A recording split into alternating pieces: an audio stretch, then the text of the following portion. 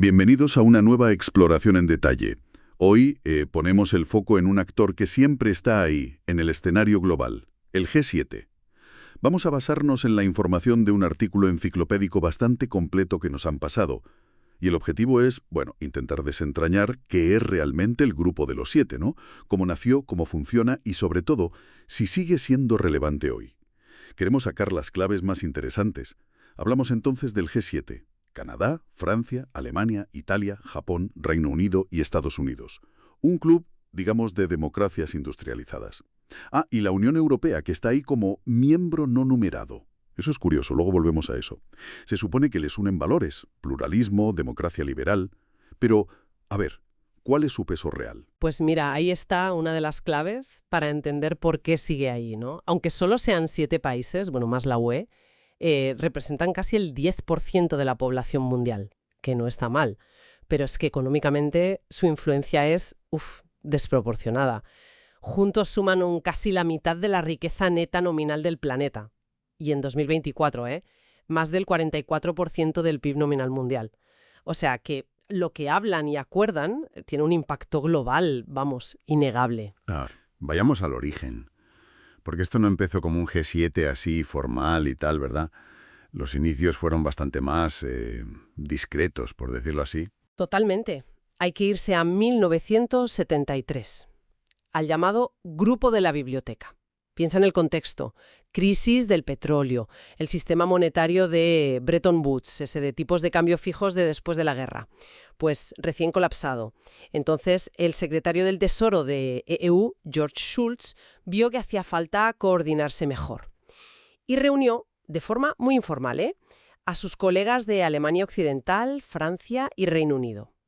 ¿Dónde? En la biblioteca de la Casa Blanca. Fue como una charla, discreta, antes de una reunión más grande. Vaya, en la biblioteca. Y de ahí, de esa charla casi secreta, ¿cómo se llega al club que conocemos hoy? Pues fue poco a poco, ¿sabes? Primero se unió Japón. Y ya teníamos el grupo de los 5.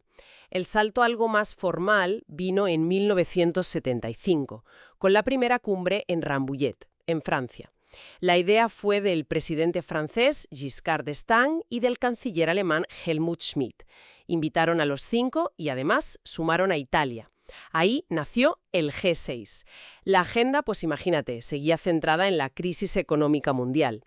De esa cumbre salió la Declaración de Rambouillet, un compromiso con el libre comercio, el multilateralismo, la cooperación. Sentó un poco las bases, ¿no? Vale. G6. Pero falta uno para los 7. ¿Cómo entró Canadá en todo esto? Canadá se une justo al año siguiente, en 1976. La razón principal parece que fue que, dimitió el primer ministro británico y buscaron reforzar la parte angloparlante con alguien de peso, con experiencia. Y Pierre Trudeau llevaba ya 8 años como primer ministro canadiense. Además, Canadá era la siguiente economía avanzada más grande fuera del G6. Así que su entrada consolidó el formato G7 que conocemos.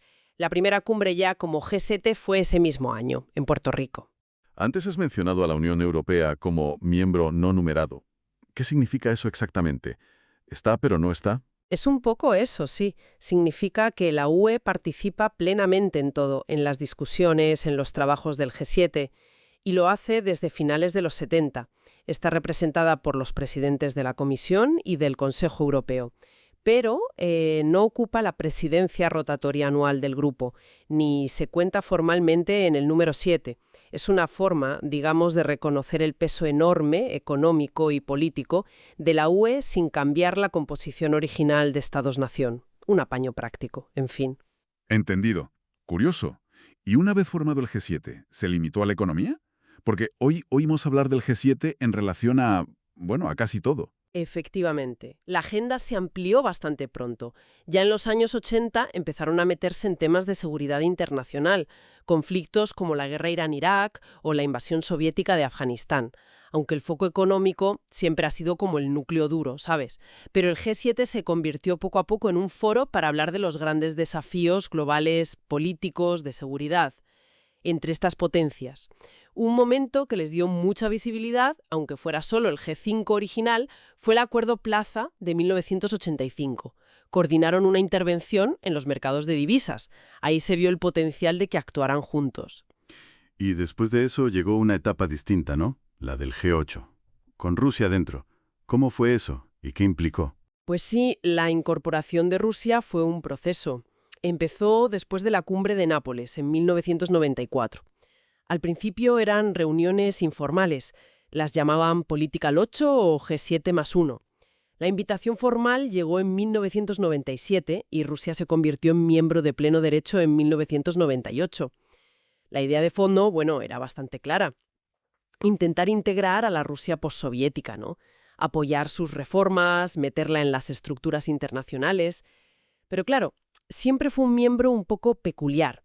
Su economía era mucho más pequeña que la de los otros 7 y su democracia, según los criterios del grupo, pues no estaba tan consolidada. Fue más una apuesta geopolítica que una inclusión por criterios económicos puros, digamos. Una apuesta que, como bien sabemos, no duró para siempre. Exacto. La etapa del G8 terminó de forma bastante abrupta. Fue en marzo de 2014. Se suspendió a Rusia tras la anexión de Crimea. El G7 lo calificó de violación flagrante de la soberanía de Ucrania. Hubo algún intento después de reintegrarla, Trump lo propuso en 2020 y Conte, de Italia, pareció apoyarlo, pero los demás se negaron en redondo. La brecha ya era demasiado grande, yo creo. Al final, Rusia misma anunció que se iba permanentemente en 2017 y se hizo efectivo en 2018, y el grupo volvió a ser formalmente el G7. Este episodio marcó un antes y un después, reflejando las tensiones geopolíticas que iban creciendo.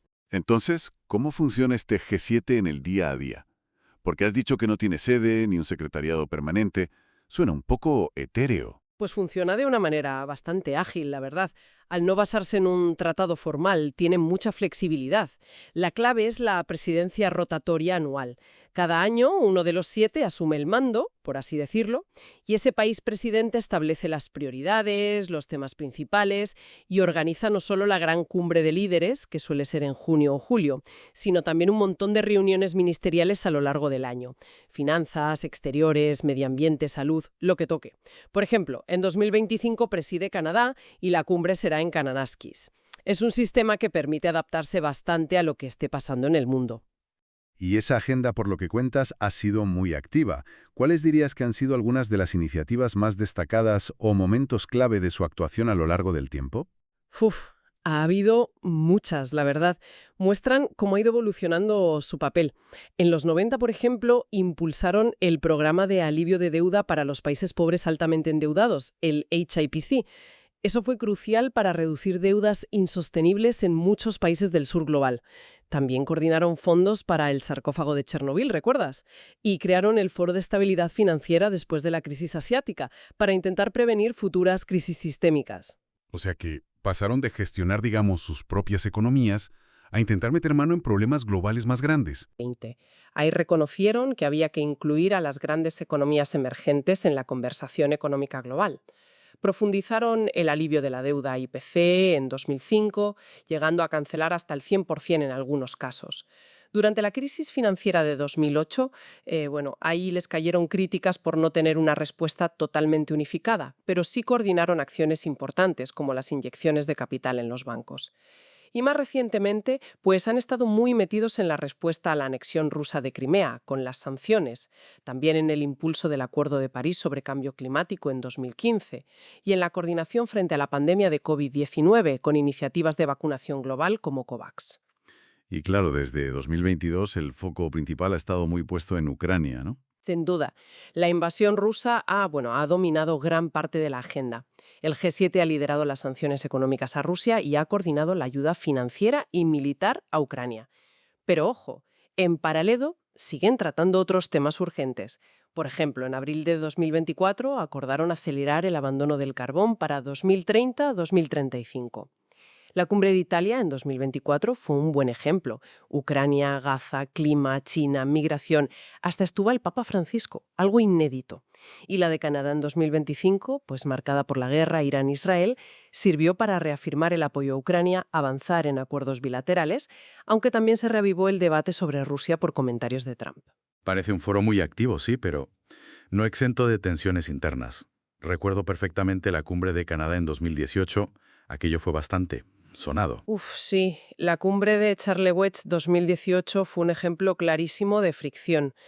Las tensiones estallaron por los aranceles al acero y aluminio que puso Trump a sus propios aliados del G7 y también por la insistencia de Trump en que había que readmitir a Rusia. La cosa acabó fatal, con Trump retirando el apoyo de EU-US aparte del comunicado final después de un cruce de tuits y declaraciones con Trudeau, el anfitrión. Las imágenes de Merkel y Macron después, bueno, Merkel dijo que era una retirada deprimente y Macron pidió seriedad. Se vio una fractura importante, vamos. Y también hubo lío con los incendios de la Amazonia en 2019, ¿verdad? Cierto. El G7 ofreció $20 millones, una cifra que a muchos les pareció, bueno, ridícula, insuficiente. Además, la amenaza de Macron de bloquear el acuerdo comercial UE-Mercosur si Brasil no hacía más contra la deforestación, pues generó roces. Alemania y Reino Unido lo criticaron. Mostró que, incluso ante crisis que afectan a todos, hay enfoques distintos y los intereses nacionales pesan mucho. Claro. Y más allá de estas broncas puntuales, el G7 se enfrenta a críticas más de fondo, ¿no es así? Se habla de su legitimidad, de si sigue siendo relevante en el mundo de hoy. Exacto. Esas críticas estructurales son constantes. Se le acusa de ser un club exclusivo, un poco anacrónico, que su composición ya no refleja el peso económico y demográfico real del mundo, ¿sabes? Que ignora potencias emergentes clave. Y eso lleva a cuestionar su representatividad global. ¿Quiénes son para decidir ciertas cosas? También se critica su supuesta ineficacia a veces para implementar lo que acuerdan, o su papel, según algunas teorías, como la de la hegemonía de grupo, en mantener un orden económico que beneficia a unos pocos. ¿Y esto se ha visto reflejado en protestas, a menudo muy sonadas? Sí, sí. Las cumbres del G7 suelen atraer manifestaciones enormes. La de Génova en 2001 fue terrible, recordada por la violencia y la muerte de Carlo Giuliani, un manifestante. Más recientemente, la de Baviera en 2015 congregó a miles de personas que cuestionaban directamente la legitimidad del grupo. Estas protestas sacan a la luz un descontento con cierto tipo de globalización que para muchos críticos el G7 encarna. Y este cuestionamiento se ve reforzado, claro, por el ascenso de grupos alternativos como los BRICS Plus, que agrupa a grandes economías emergentes y que propone una visión más multipolar, ¿no? Más cooperación sur-sur. Lo que nos lleva directamente a la pregunta del millón. ¿Debería ampliarse el G7 para reflejar mejor esta nueva realidad global o ya no tiene sentido? Es el gran debate, sí. Han salido un montón de propuestas. Algunas, como la idea de un D10, 10 democracias, impulsada por think tanks y apoyada por gente como Boris Johnson, sugieren añadir a otras democracias consolidadas, Australia, Corea del Sur.